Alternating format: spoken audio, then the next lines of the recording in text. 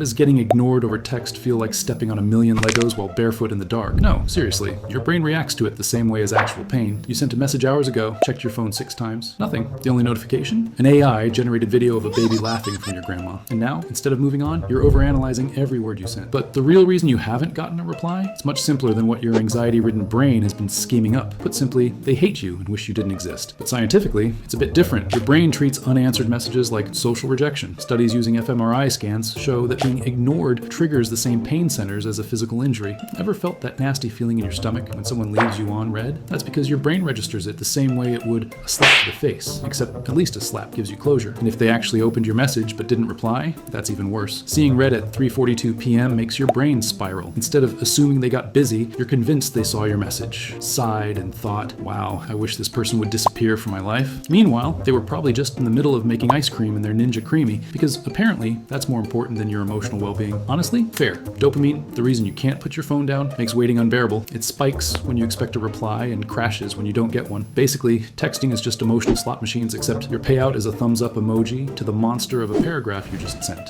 Okay, so we know getting left on red hurts, but what if I told you this isn't just an emotional thing? Your brain is straight up panicking, like when you don't feel your phone in your pocket. Oh, and guess what? This isn't even a glitch. It's how humans are wired. Our brains evolved to prioritize in-person interactions over digital ones. Face-to-face communication triggers urgency. Text messages? Not so much. They feel about as urgent as going to sleep after your 3rd hour of doom scrolling TikTok. And the worst part? Your brain won't let you forget. Thanks to this absolute garbage called the Zeigarnik effect, your brain remembers unfinished tasks better than completed ones. It's the reason cliffhangers work in movies, and the reason an unanswered text keeps bouncing around in your head like a notification that won't clear. It's psychological breadcrumbing, except instead of leading you home, it leads you straight into an overanalyzing spiral where suddenly you're listening to lo-fi beats and considering a SoundCloud rap career. And if you think this is just a you problem, it's not. Social media companies literally designed it this way. They delay notifications on purpose because studies show that making you wait actually increases dopamine release. It's the same reason casinos delay slot machine payouts, to keep you hooked and coming back for more. Apps like Instagram and Snapchat stagger notifications, manipulating you into constantly checking your phone. Basically, your attention span is being played like a free trial that forgot to cancel itself. And if all that wasn't bad enough, some people take hours or days to reply on purpose. Whether they realize it or not, slow replies create a chase effect. If someone is harder to reach, your brain perceives them as higher status. If you've ever waited 3 days for a LOL, congratulations, you've just experienced psychological warfare. But nothing kills the remaining shred of self-worth you had until you experience the absolute horror of sending a message to a group chat and getting nothing back. It's not that nobody saw it. It's that everyone assumed someone else would reply. Welcome to the bystander effect. And it's the same reason that in an emergency, nobody calls 911 because they think someone else already did. Your "what's the move tonight" message? Yeah, that's already been heavily discussed in another group chat that you're not in, you absolute loser. A 2015 study on digital communication even found that people who delay replies are perceived as more important. Even if they're just bad at texting, their behavior signals high demand. Ironically, some slow repliers aren't ignoring you on purpose. They're actually human panic buttons just like you. Studies show that people with social anxiety take longer to reply because they overthink their responses and draft them in their notes before sending, which, let's be honest, you've done. So that message you spent hours meticulously crafting, asking the most basic question because you're an anxious wreck, it's currently being stared at and overanalyzed by an equally socially anxious stress machine. Your brain is wired to crave closure, and social media exploits that. But next time someone takes hours to reply, don't stress. There's a solid chance they're just being held hostage by their own bad texting habits or trapped under something heavy. Either way, you'll find out in 6 to 8 business days.